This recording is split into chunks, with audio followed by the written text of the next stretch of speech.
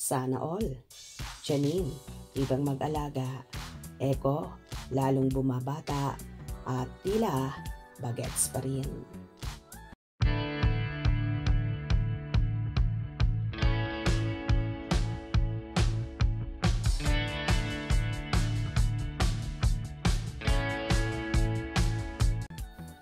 Walang kupas talaga. Muling pinatunayan ni Jericho Rosales na kahit 45 na siya, ay may ibubuga pa rin siya sa pakisigan at papugihan. Sa latest Instagram post, todo flex si Eko ng kanyang biceps habang naka-edgy at aesthetically blessing na outfit. Kitang-kita ang youthful vibe at confidence niya. Parang hindi talaga dumadaan ang panahon sa kakisigan ni Jericho.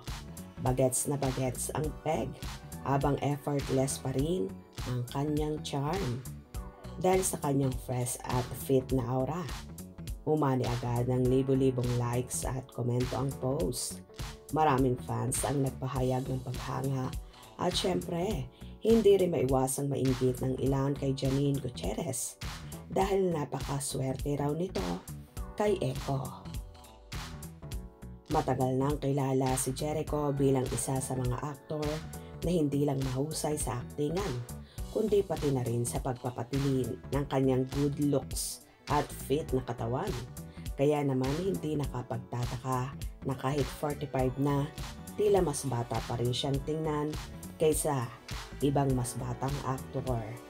Dahil sa kanyang angking kakisigan at good vibes, maraming netizens ang nagpahayag ng paghanga, hindi lang sa kanyang looks, kundi sa dedikasyon niya sa pangalaga sa sarili.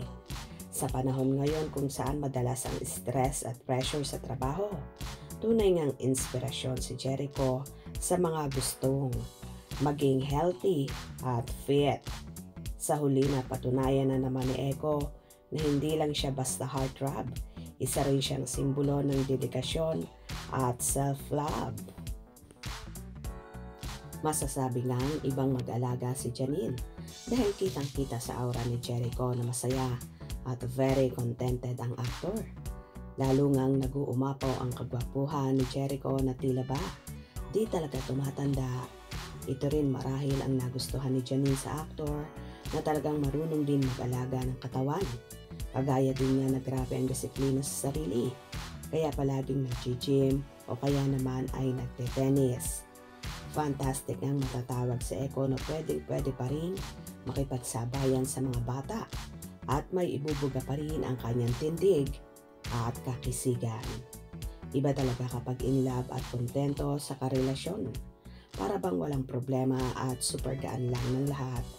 Ganyan din naman ang feeling ni Janine kay Eko. Kaya naman marami ang nagsasabi na swak talaga ang personality ng Ekonin sa maraming bagay. Kung nagustuhan nyo ang video na ito, comment down below.